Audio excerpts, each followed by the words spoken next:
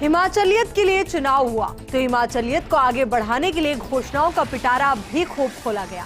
BJP ने कहा कि हम संकल्प पत्र लेकर आए हैं, तो कांग्रेस ने कहा कि हम प्रतिज्ञा पत्र दे रहे हैं। बीजेपी ने कहा कि साइकिल स्कूटी मिलेगी, तो कांग्रेस ने कहा 300 यूनिट बिजली फ्री मिलेगी। बीजेपी ने कहा कि 8 लाख नौकरी देंगे, तो कांग्रेस ने कहा हम 5 लाख नौकरी देंगे। बीजेपी ने कहा कि हम स्टार्टअप लाएंगे, कांग्रेस ने कहा हम मनरेगा में दिन 150 तक बढ़ाएंगे। बीजेपी ने कहा कि हम 3 सिलेंडर मुफ्त देंगे, तो कांग्रेस ने कहा हम न्यूनतम मजदूरी ही 500 प्रतिदिन कर देंगे। यानी हिमाचल की जनता को लुभाने के लिए दोनों पार्टियों ने वो वादे किए जो दोनों ही पार्टियों की सरकारों में वर्तमान सत्ता हासिल राज्यों में लागू नहीं है। तो क्या जनता वादों और घोषणाओं में खो जाएगी या हकीकत के धरातल पर वोट के जरिए घोषणाओं को भुला देगी? दोनों पार्टियों में हिमाचल का परिणाम क्या असर डालेगा, आज इसी मुद्दे को लेकर हम बात कर रहे हैं। और लगातार जो चुनाव हुए हैं, मतदान हुआ है, उसको लेकर क्या परिणाम निकल कर आएगा, इसको लेकर भी मंथन किया जाएगा।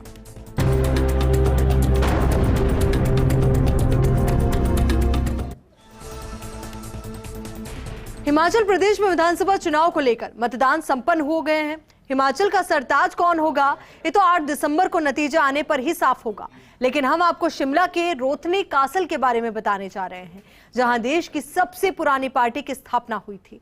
इस जगह को अब शीशे वाली कोठी के नाम से जाना जाता है। ये वही जगह है जहां कांग्रेस पार्टी की नींव रखी गई थी। 19वीं शताब्दी में बना शिमला का रोथनी कासल एओ ह्यूम का आशियाना हुआ करता था। संयोग ये है कि सोनिया गांधी का नया घर भी इस रोथनी कासल के पास ही बना है। देखिए सहयोगी शशिकांत शर्मा की एक खास रिपोर्ट।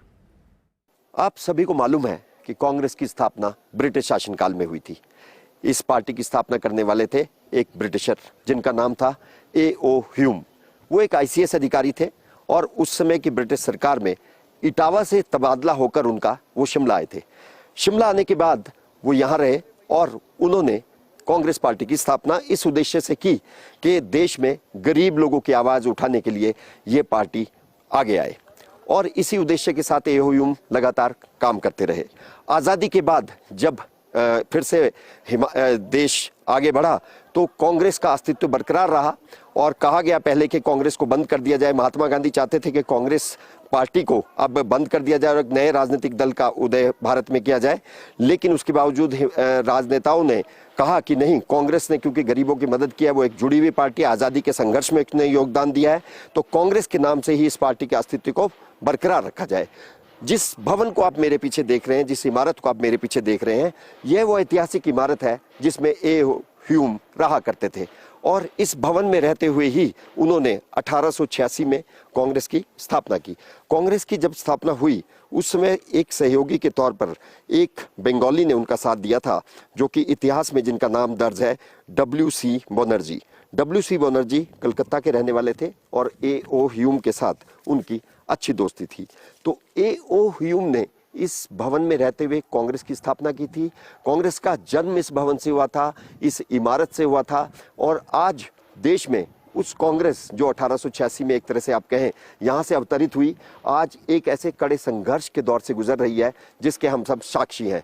भाजपा ने नारा दिया है देश में कांग्रेस मुक्त भारत का। तो कांग्रेस मुक्त भारत अगर सपना साकार भाजपा का होता है तो इस ऐतिहासिक भवन का जो इतिहास है वो भी इतिहास के पन्नों में दर्ज होकर रह जाएगा। कांग्रेस के लिए भवन इतना महत्वपूर्ण है कि एक बार जब कांग्रेस अध्यक्ष सोनिया गांधी कांग्रेस की सत्ता थी, मनमोहन सिंह देश के प्रधानमंत्री थे, वीरभद्र सिंह हिमाचल प्रदेश के मुख्यमंत्री थे, उस समय कांग्रेस ने एक बार ये कोशिश की थी कि वो इस भवन को, जो कि एक निजी हाथों में आजकल है, कि इसको खरीद ले और एक इसे देश में कांग्रेस के एक बड़े स्मारक के तौर पर इसका उत्थान करे। लेकिन कई कारणों की वजह से उसका ये सौदा तय नहीं हो पाया और यह भवन का खरीदने की कांग्रेस की मंशा पूरी नहीं हो पाई। आज यह भवन एक निजी हाथों में है और वही इसकी देखरेख करते हैं। और शीशे वाली कोठी, जैसा कि आप देख रहे हैं कि इसमें बहुत जगह पे शीशे का इस्तेमाल हुआ है। तो कांग्रेस ब्रिटिश शासनकाल से उस पूरे क्षेत्र में इस कोठी को शीशे वाली कोठी के तौर पर जाना जाता है और बहुत से लोग इस कोठी का भव्य स्वरूप देखने के लिए दूर दूर से यहाँ आते हैं। राजा वीरभद्र सिंह जब हिमाचल के मुख्यमंत्री थे, वो कई बार इस कोठी का जिक्र करते थे और वो जानते थे कि इस कोठी का अपना एक अलग महत्व है। और शिमला ही नहीं, क्योंकि देश की राजनीति में कांग्रेस का जो महत्व है, कांग्रेस का जो जन्म हुआ है वो इसी जगह से हुआ है। तो इसने एक लंबा दौर कांग्रेस के लिए इस कोठी ने देखा है, उतार चढ़ाव देखे हैं। आज जबकि पूरे हिमाचल में चुनाव हो रहे हैं और कांग्रेस को उम्मीद है कि वो भाजपा का यहाँ मुकाबला कर लेगी, तो अगर कांग्रेस हिमाचल में सत्ता में आ जाती है तो उसके लिए इस तरह मुझे लगता है इस भवन में जो उसका इतिहास छुपा है, जो इसमें जो उसकी एक पूरी राजनीति छुपी है, उसके बाद यहीं से अगर उसका पुनर्जन्म होता है एक तरह से, अगर आप देश में उत्थान कहें तो उसके लिए बड़ी बात होगी। लेकिन भाजपा जिस तरह से कांग्रेस मुक्त भारत की बात करती है और जगत प्रकाश नड्डा जो कि हिमाचल के भाजपा अध्यक्ष, हिमाचल से राष्ट्रीय अध्यक्ष हैं भाजपा के, और साथ ही नरेंद्र मोदी जिनका एक ताल्लुक रहा है इस पूरी देवभूमि से, उन लोगों ने भी जिस तरह का संकल्प ले रखा है, उसके बीच में इस कोठी की खामोशी आपको बताती है कि किस तरह से इतिहास के दौर से गुजरते हुए आज ये इस मुकाम पर पहुंची कांग्रेस को देख रही है। इसके साथ ही हम बात करें तो यहाँ से कुछ ही दूरी पर यह भी एक संयोग है कि आज सोनिया गांधी, प्रियंका गांधी, आज कांग्रेस को जो लोग चला रहे हैं उनका भी एक तरह से निवास स्थान शिमला ही है।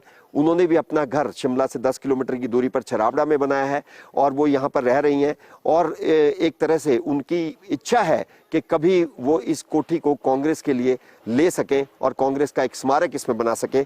लेकिन देखने वाली बात यह होगी कि क्या आने वाले समय में कांग्रेस का अस्तित्व इसमें जिंदा रहेगा और कांग्रेस इस बिल्डिंग को, जो कि उसके लिए एक बहुत ही महत्वपूर्ण बिल्डिंग है, क्या कांग्रेस के इस सपने को साकार कर पाएगी। सबसे बड़ा प्रश्न तो हिमाचल के चुनाव में जो अभी खड़ा है वो यही है कि पूरे देश में जहां कांग्रेस रसातल की तरफ जा रही है, कांग्रेस के लिए यहां से रिवाइवल संभव होगा।